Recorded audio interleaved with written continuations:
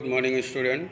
मैं एस के पाठक एक बार पुनः प्रोज के पहले lesson the girl with A basket के अगले पैराग्राफ्स को लेकर प्रस्तुत हुआ हूँ। अभी तक इस कहानी के अंतर्गत आपको बताया गया कि लेखक जिन रास्तों से होकर गुजरा, उन रास्तों का इसने रास्तों में क्या क्या सीनरी दृश्य वगैरह मिले, देखा, उसका वर्णन किया। आखिरी लाइन में इसने ये भी बताया कि जिस गांव से लेखक होकर गुजरा, उस गांव में जो मकान बने थे उनकी दीवारें मिट्टी, गोबर और पानी के मिश्रण से बनी थीं, अर्थात कच्ची दीवारें बनी हुई थीं। उनके छप्पर नुकीले थे जो घास के बने हुए थे। उन दिनों उन छप्परों के ऊपर कद्दू की लताएं उगी हुई थीं जो खिली थीं और दूर से देखने पर पीली पीली लाइनों की तरह वो लताएं नजर आती थीं, आ रही थीं, जैसे किसी नीरस दीवार के ऊपर, उदासीन दीवार के ऊपर किसी ने पीली लाइनें खींच दी हों। ठीक है, इतना मैंने पिछले वीडियो में बताया था। अगली लाइन देखेंगे। At one station, my routine of talking with the people was interrupted. At one station, as you know that the writer had made a habit to talk to the people at every station. But at one station he could not talk to the people. ठीक है, at one station he could not be able to talk to the people. एक station पर वह अपनी आदत को, अपने नियम को बरकरार नहीं रख पाया। जो उसकी आदत थी वो बाधित हो गई। हुआ क्या? As soon as I alighted means उतरना, उतरा। दूसरे शब्दों में कह दें got down at the platform. तो ज्यों ही, एज सून एज का अर्थ बताया गया, पढ़ाया गया है। ज्यों ही मैं उतरा, a group of young children gathered round me. A group of young children means छोटे बच्चों का एक समूह, gathered round me. Gathered means इकट्ठा हो गया, बटुर गया। round me means मेरे चारों तरफ। ज्यों ही मैं उतरा, त्यों ही छोटे बच्चों का एक समूह मेरे चारों तरफ बटुर गया। तो as I have told you that at one station the writer could not talk to the people. ठीक है, एक स्टेशन पर वह लोगों से बात नहीं कर सका। देयर वाज ए इंटरफियर, एक दखल अंदाजी हो गई in his routine, in his habit, उसकी आदत में।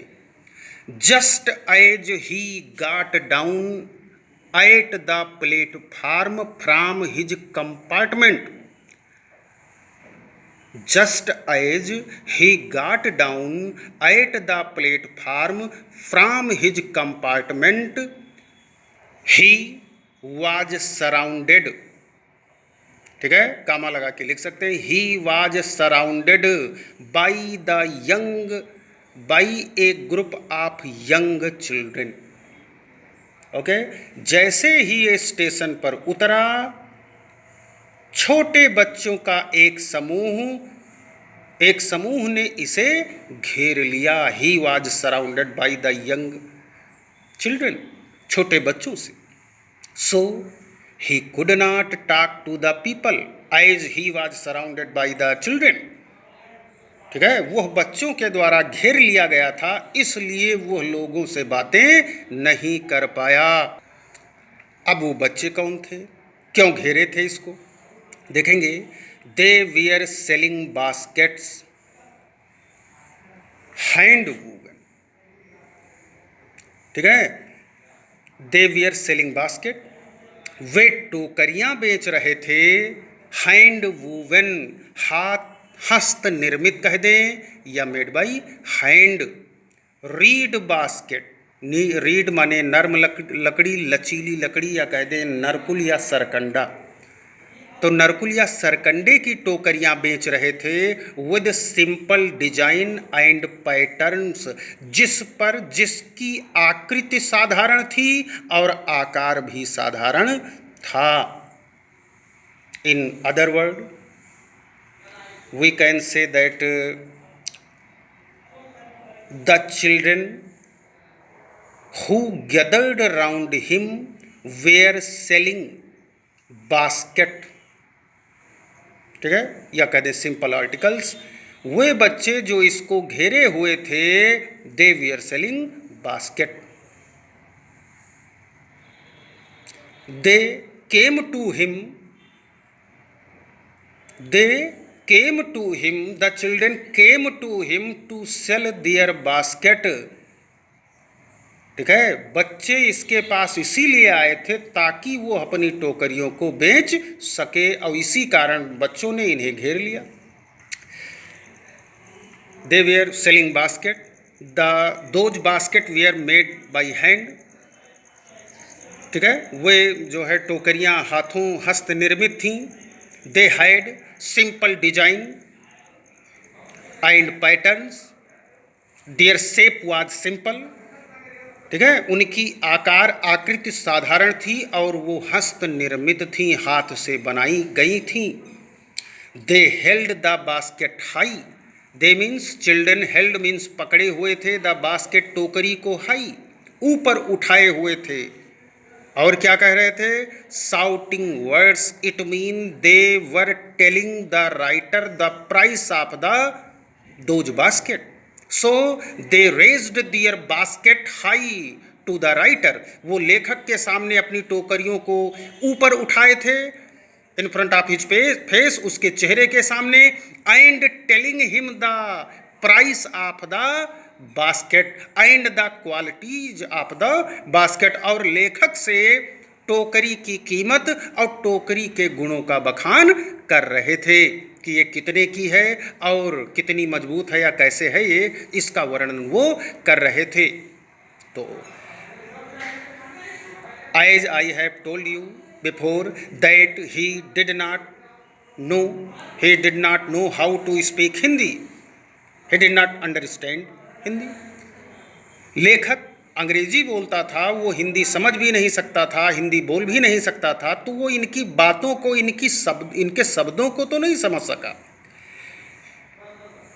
आई डिड नॉट नो, मैं नहीं जान पाया, बट कन्वेइंग, लेकिन स्पष्ट हो गया, क्लियर हो गया, अनमिस्टेकेबली, बिना किसी गलती के, दियर डिजायर, उनकी इच्छाएं बगैर किसी गलती के प्रकट हो गईं। इट मीन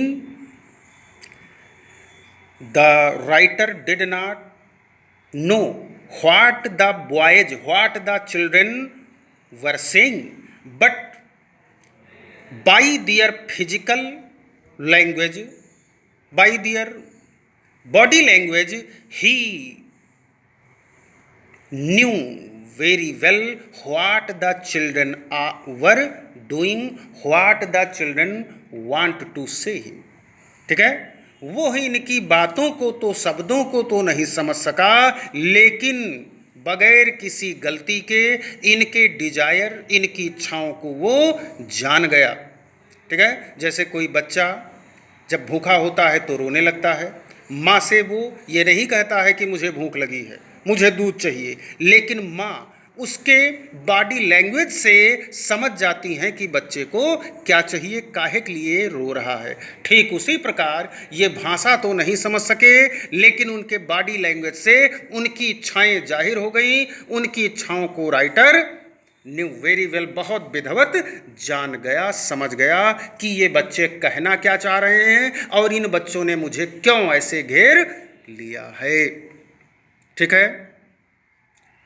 एक दो बार वीडियो आगे पीछे करके देखेंगे तो लाइनें समझ में आ जाएंगी। फ़िलहाल कुछ बच्चे ऐसे हैं, खास करके लड़कियां और 2-4 लड़के, जो वीडियो पर रिस्पॉन्ड करते हैं, वो बताते रहते हैं कि हाँ लाइनें समझ में आई। अच्छा लगता है ऐसा देख करके। ये भी फील हुआ, अंदाज़ा हुआ कि हाँ इन लड़कियों ने या कुछ बच्चों ने स्टडी किया, वीडियो को देखा। लेकिन शेष तो इनएक्टिव हैं, निष्क्रिय हैं। वो पढ़ते हैं नहीं पढ़ते हैं कैसे पता चले भाई? जब कमेंट करते हैं, बताते रहते हैं, तो उससे क्लियर होता है कि हाँ आप पढ़ रहे हैं। इसमें आधे ज़्यादा तो निष्क्रिय पड़े हैं, जो ये भी कहना गंवारा नहीं करते कि हाँ सर पढ़ा रहे हैं, लाइनें समझ में आ रही हैं, नहीं समझ में आ रही हैं, या कैसे पढ़ाएं, ये लाइन पढ़ाएं, वे लाइन पढ़ाएं। कुछ कोई रिस्पॉन्ड नहीं है, बिल्कुल कोल्ड, उदासीन, निष्क्रिय पड़े हैं। ठीक है, तो कृपया ऐसा ना करें। आप ही लोगों के लिए हम लोग इतनी मेहनत करते हैं, ऑनलाइन क्लासेस अटेंड करते हैं, पढ़ाते बताते हैं, तो कम से कम ज़्यादा नहीं रिस्पॉन्ड तो कर सकते हो। ठीक है, कमेंट करिए, बताइए उसमें, जिससे ये क्लियर हो कि हाँ आप लोग अध्ययन कर रहे हैं। और भाई वक्ता का क्या है, श्रोताओं के ऊपर डिपेंड होता है। जब श्रोता रिस्पॉन्ड करते हैं तो वक्ता अपनी बातों में थोड़ा और कुछ प्रभाव लाने का प्रयास करता है कि और विधवत पढ़ाए। जब आप लोग रिस्पॉन्ड नहीं करेंगे तो स्वाभाविक है, डिक्टेशन की तरह से, इमला की तरह से पढ़ा दूंगा, वैसी चीज़ें आप मजबूरी में तैयार करेंगे। ठीक है, तो ये आप लोगों के लिए बेहतर है कि लाइनों को पढ़ करके रिस्पॉन्ड करें। अच्छी लगी, बुरी लगी, समझ में आया, नहीं समझ में आया, कोई लाइन फिर से पढ़ा दीजिए, ये सारी चीज़ें कम से कम जाहिर करें। ठीक है, एक्सप्लेन के लिए ये सारी लाइनें काफ़ी महत्वपूर्ण हैं, तो इसको तैयार कर लेंगे और एक्सप्लेन भी करते रहें। ठीक है, अगली लाइन देखेंगे। दीज वर, हाँ अब यहाँ इस पैराग्राफ में लेखक जो है उन बच्चों की व्याख्या कर रहा है, उन बच्चों के विषय में बता रहा है जिन बच्चों ने इसे स्टेशन पर घेर लिया था, इसे हिलने डुलने नहीं दिया था। ठीक है, फिलहाल ठीक है, इतना आप तैयार कर लें, देख लें, फिर अगली लाइनें, अगला पैराग्राफ अगले वीडियो में पढ़ाऊंगा। चूँकि जो यहाँ तक क्लियर करूँगा, एक्सप्लेन की तरह से बताऊँगा, तो वीडियो थोड़ा लंबा हो जाएगा, जिसे भेजने में थोड़ी दिक्कत होगी। ठीक है, तो फिलहाल एक पैराग्राफ ये तैयार कर लें, शेष लाइनें अगले वीडियो में बताई जाएंगी। और अगर ढंग से पढ़ना चाहते हैं कि हमें एक्सप्लेन और विधवत बताया जाए, ढंग से ऐसे पढ़ाया जाए कि हम सक्षम हो जाएं एक्सप्लेन करने के लिए, तो रिस्पॉन्ड करें। ठीक है, ये लगे कि कितने लोग वीडियो देखते हैं, पढ़ते हैं, अपना स्टडी कार्य जारी रखते हैं। और वे बच्चे जो कमेंट करते हैं उन्हें धन्यवाद। उनके कमेंट्स को देख करके थोड़ी और जो है इच्छा और बढ़ती है कि और बेहतर पढ़ाऊँ, प्रयास बेहतर करूँ। ठीक है, उन्हें धन्यवाद।